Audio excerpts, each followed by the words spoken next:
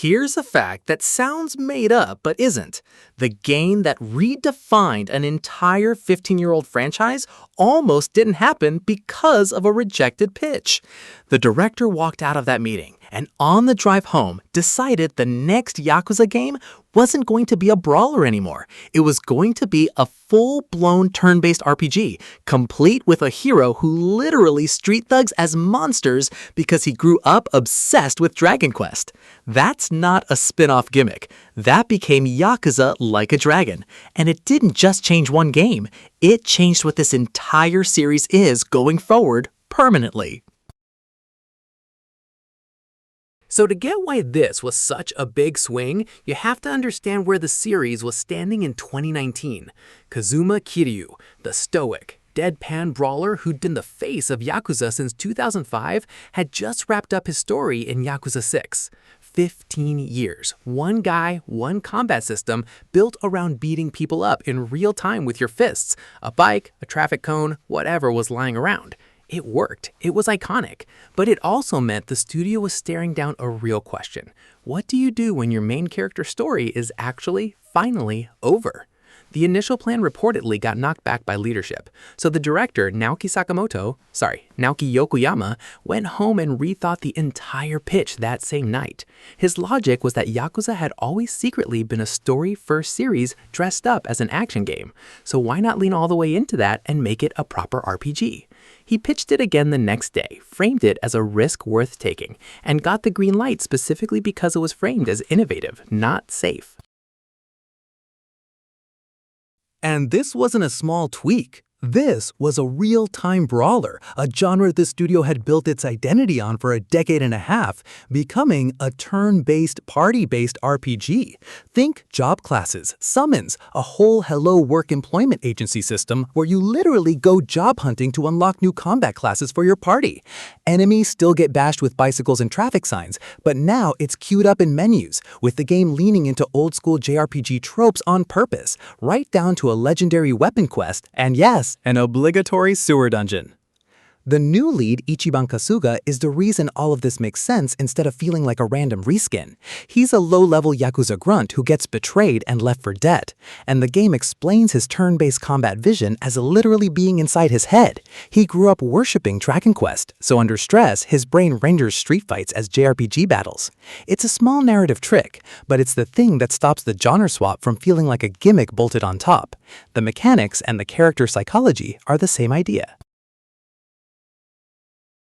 The studio's chief producer, Hiroyuki Sakamoto, put it simply afterward. Their games have always been about narrative first, and combat is just whatever serves that narrative best. That's a pretty bold thing to say about a series known for its combat, but it explains why this wasn't treated internally as some desperate reinvention. It was framed as, we think flat out, the story matters most, so let's use the genre that actually fits this story. And Ichiban's story needed that shift. Kiryu's arcs were about honor, brotherhood, atoning for the criminal world he never fully wanted to be part of. Ichiban's arc is scrappier, funnier, more openly emotional. A guy with nothing left who has to build a found family out of a homeless man, a disbarred lawyer, a former hostess, and whoever else he picks up along the way. The tone needed room for both slapstick and genuine social commentary. The game gets surprisingly serious about homelessness and how people fall through the cracks of Japanese society. And the RPG structure, with its party banter and character-specific side stories, gave the writers way more space to build those relationships than the old solo brawler format ever could. Yes, and pretty emphatically. Critics and longtime fans who went in skeptical, and a lot of them did, this was genuinely divisive news when it leaked, came out the other side saying RGG Studio pulled it off. The general read was that the RPG systems got a distinctly Yakuza coat of paint. Your characters still grab whatever's nearby to bash enemies with, active button prompts keep fights from feeling passive, and the tone stayed as unhinged and funny as ever, pigeon summons and all. It reviewed strongly, sold well, and by the time the sequel rolled around, nobody was really arguing the RPG switch was a mistake anymore. That success is exactly why it stuck. The next mainline entry, Like a Dragon Infinite Wealth, kept the turn-based system and brought back Kiryu as a co-lead alongside Ichiban rather than reverting to the old combat. Spin-offs like a Dragon Gaiden kept the real-time brawling alive for players who missed it, which tells you RGG wasn't trying to kill the old style, they just decided the mainline series identity had permanently shifted. There's one more piece of this that people forget was tied to the same moment. In Japan, this franchise was always called Ryu Ga Gotoku, which translates to Like a Dragon. The Western Yakuza title was basically a marketing choice made decades ago because it sounded punchier to English-speaking audiences. But once the 7th game shifted away from Kiryu and rebuilt itself around Ichiban, Sega decided it was finally time to unify the branding worldwide. In 2022, they officially announced every future release, starting with Like a Dragon Ishin, would carry the Like a Dragon name globally. So the game that changed the combat also ended up being the tipping point for changing what the whole franchise is called. 2 decades of Yakuza as a brand retired in the same era as the genre that defined it. There's one more decision buried in this whole reinvention that doesn't get talked about enough, and it's the English dub. Every mainline Yakuza game before this one, going all the way back to 2005, shipped in the West with Japanese voices and English subtitles only, outside one weird exception. The very first game got a full English dub back in 2006 that literally had Mark Hamill voicing Majima, which is a fun trivia note, but not something Sega ever repeated. For over a decade after that, if you wanted these games in English audio, you were out of luck. Sega had decided the series was too Japanese, too rooted in specific slang and culture to translate convincingly into another language. Like a Dragon is the game that broke that rule.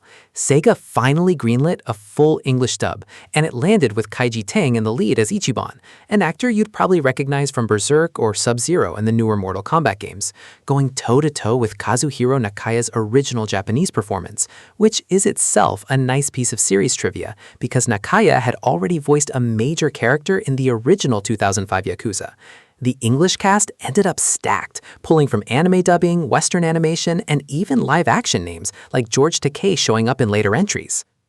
And the dub wasn't just functional, it leaned into the game's tone on purpose.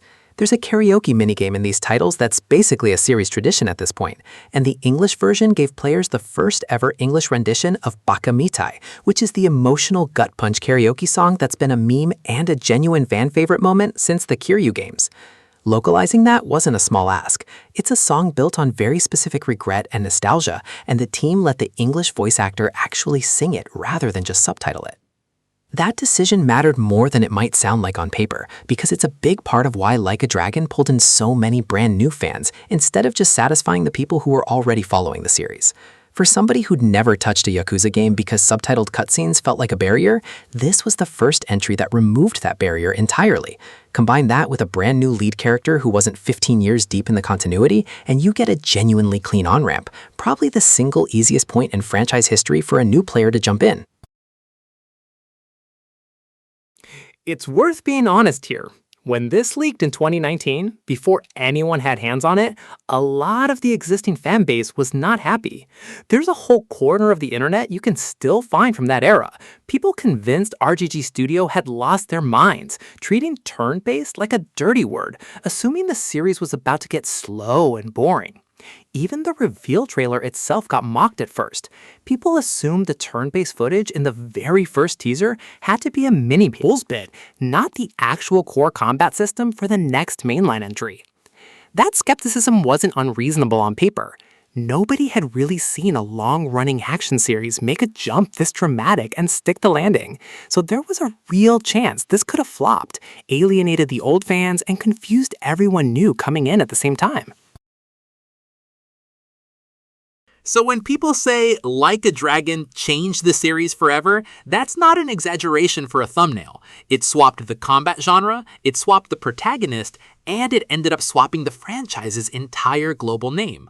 All from one rejected pitch and a director who refused to let the idea die on the drive home. Let me know down in the comments, did you play Kiryu era Yakuza first, or did Ichiban bring you into the series? I want to know which side of this split you're on. And if this kind of deep dive is your thing, subscribe, because there's more of these coming.